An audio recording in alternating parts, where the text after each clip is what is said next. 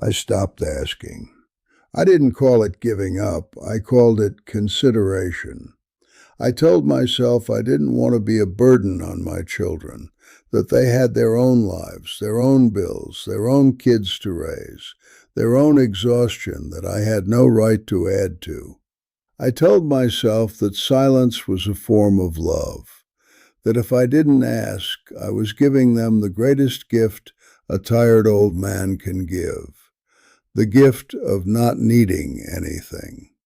But dignity and invisibility are not the same thing, and I understood that too late, or maybe just in time, on an afternoon when I pretended to be asleep and heard something that nearly broke me, and instead woke me up. My name is Walter Hughes, 84 years old. I live in the same house on Elm Crescent I've owned since 1974. A modest place, nothing fancy, but mine. I spent 40 years as an electrician. I knew every circuit breaker, every conduit, every junction box in every building I ever walked into. I was the man who came when something went wrong and left when it was fixed. No drama, no lingering. I was a husband, a father, a provider, the man who didn't need, the man who was needed. The house has its own history. I poured the concrete for the back patio myself, the summer of '78, with a level and 2 bags of mix and the radio playing something by Johnny Cash. I rewired the whole kitchen in '83, when Ellen said the lights flickered when she ran the dishwasher. I fixed what needed fixing. That was my language, my contribution, the way I showed people they mattered without having to say it out loud. And the toolbox, my father's toolbox, dark brown leather, the brass clasps worn smooth from decades of hands, sat in the garage like proof that I came from something and was something, and that I had passed both along. Then Ellen died. 2 years ago, quietly, in the way that good people sometimes go, in the morning, in her own bed, with the window open a crack because she liked to hear the neighborhood. And then 8 months ago, I had the fall. The hip and the knee, and a pain that moved in and stayed like an uninvited guest. The cane was new. Leaning on things was new. Asking for help, that was the newest thing of all, and the hardest, because I had spent 83 years making sure no one ever had to ask twice about anything where I was concerned. My daughter Carol came most often. My son David less so, from across the state. They would visit. They would bring groceries. They would ask how I was doing in that particular tone people use when they've already decided the answer. And I tried asking for things.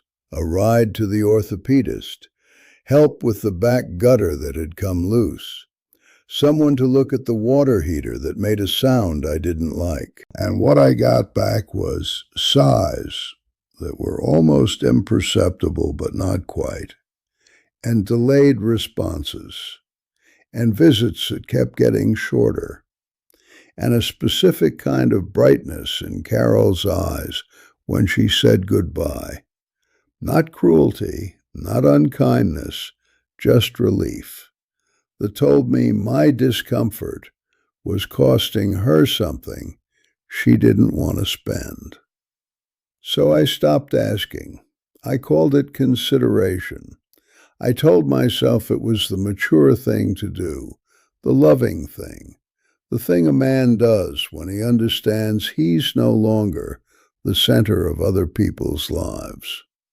But it was a hole, and I fell through it quietly, one unanswered need at a time.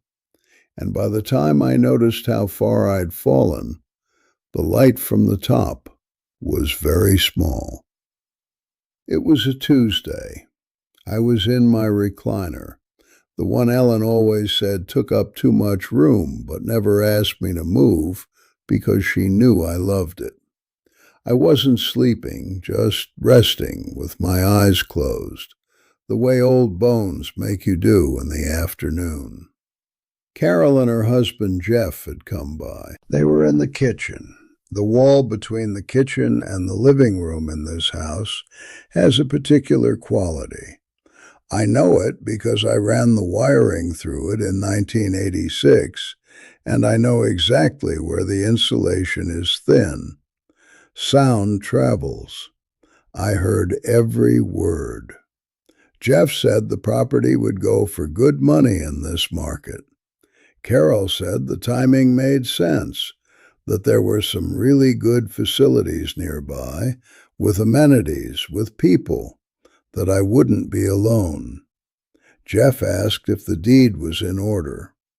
And then Carol said the thing that lodged in my chest like a cold piece of wire. She said, Dad's not really in a position to push back on this anymore. Not loudly, not with certainty. She said it the way you say something you've already decided is true. The way you say the sky is blue or the season has changed. Like it was settled. Like I was already somewhere else. I didn't move. I didn't go into the kitchen. I didn't raise my voice or stand up or make myself known. I stayed in my recliner and listened to my daughter and her husband talk about my life like I was a property they were managing, like I was the house, not the man living in it, like the man who had wired every switch and patched every wall and planted every tree in that yard had already quietly become past tense. I want to ask you something, those of you listening to this right now. Have you ever felt invisible in the place where you should matter most? Have you ever felt a conversation move through you instead of toward you? Tell me where you're watching from, because I don't think I'm the only one who knows what it feels like to be erased inside your own four walls. And if you recognize that feeling in yourself or in someone you love, stay with me. What happens next might shift something in you.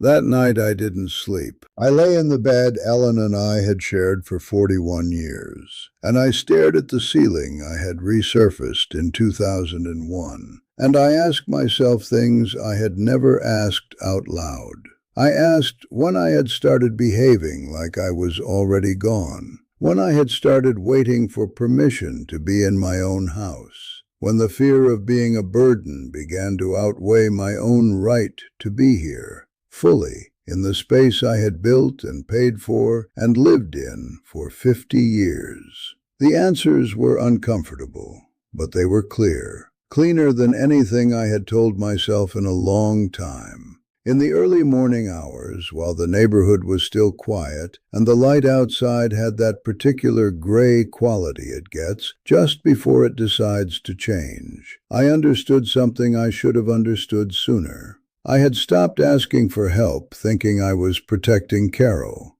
But she wasn't reading my silence as protection. She was reading it as confirmation. Confirmation that I was fading, that I couldn't manage, that I was ready to be managed.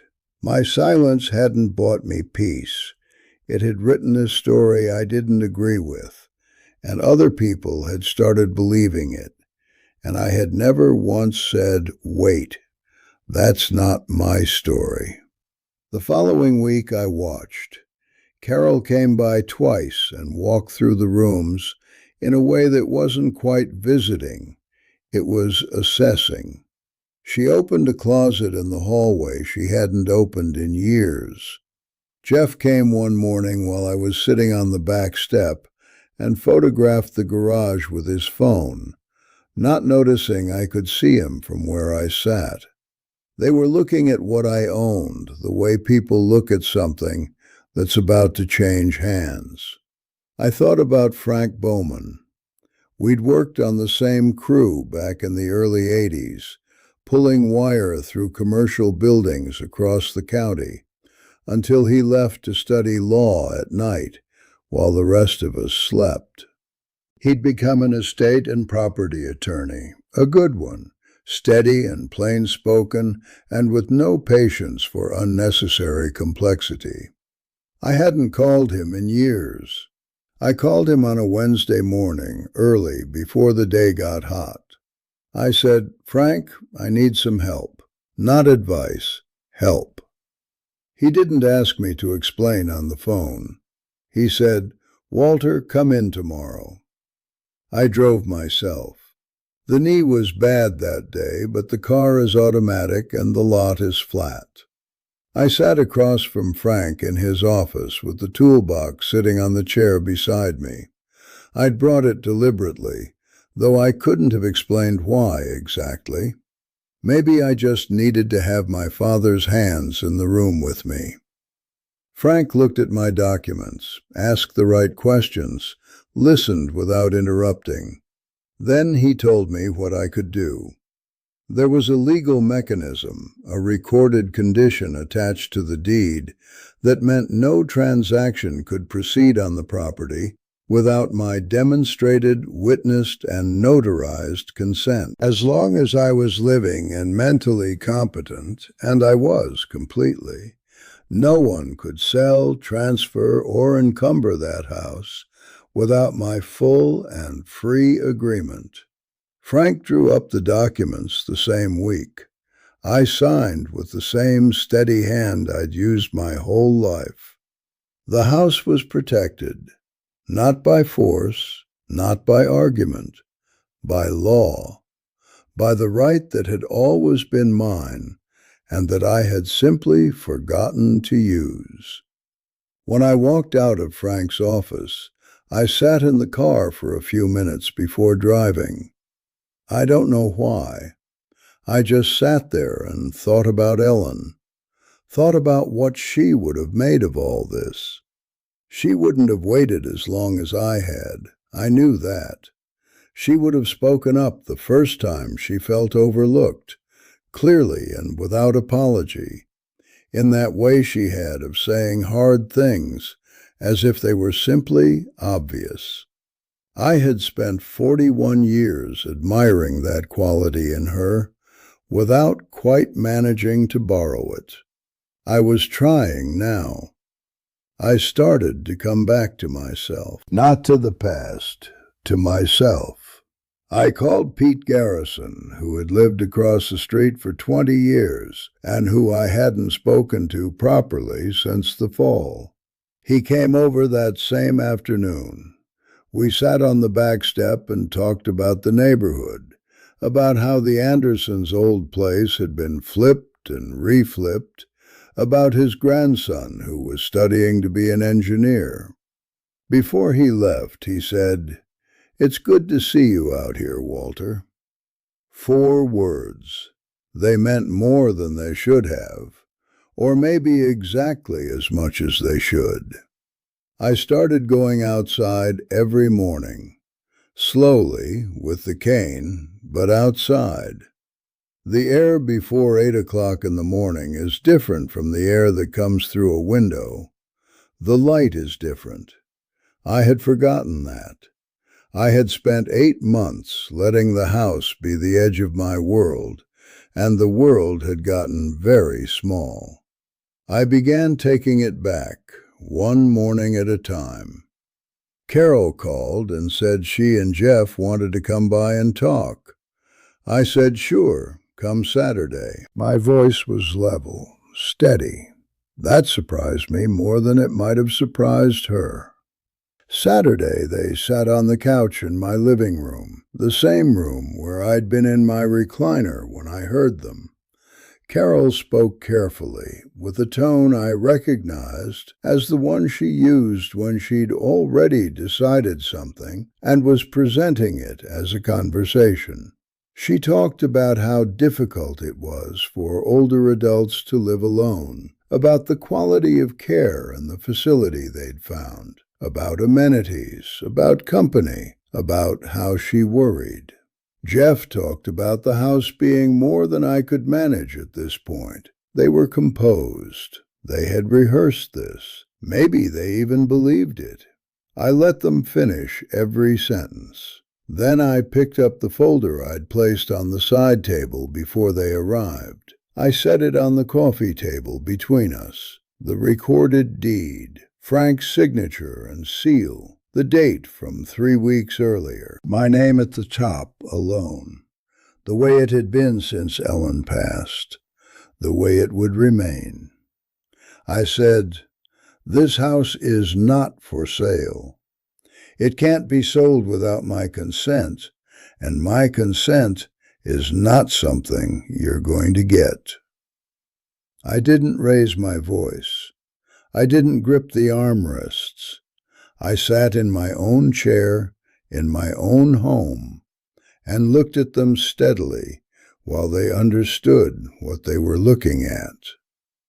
Carol went pale. Jeff's face closed in a way I'd seen before, the face of a man recalculating. Carol asked who helped me do this, as if the idea that I'd done it myself required an explanation. I said, "I did." She started to say, "Dad, but you can't." And I said, calmly, without anger, "I can, and I did. And what I need from you going forward is simple. Ask me. Before you make decisions that involve my life, ask me." What happens in the silence after you tell someone the truth they weren't ready for? I can't describe it exactly, but I felt in that silence, for the first time in a long time, that I was fully in the room. Not fading, not past tense, present.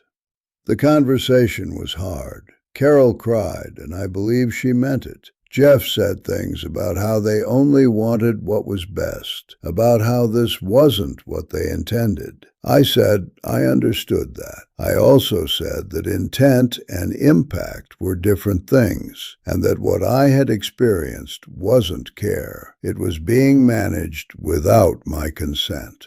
They left without resolution. Jeff didn't look at me on the way out. Carol hugged me at the door, briefly, and I could feel the confusion in it. She didn't know what shape this made us now. Neither did I, but I was still in my house, and that was enough for the moment.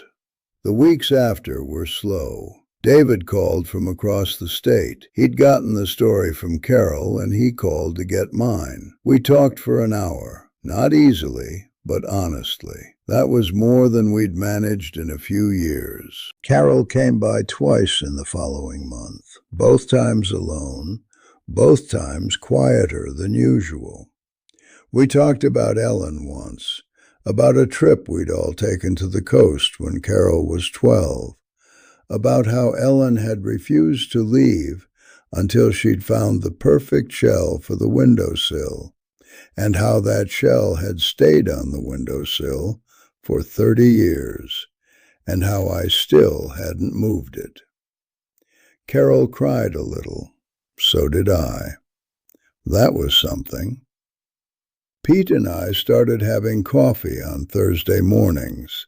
His neighbor, an older woman named Harriet, who had moved into the neighborhood about 5 years back, and who had strong opinions about everything from the weather to local politics, joined us one Thursday and never quite stopped coming.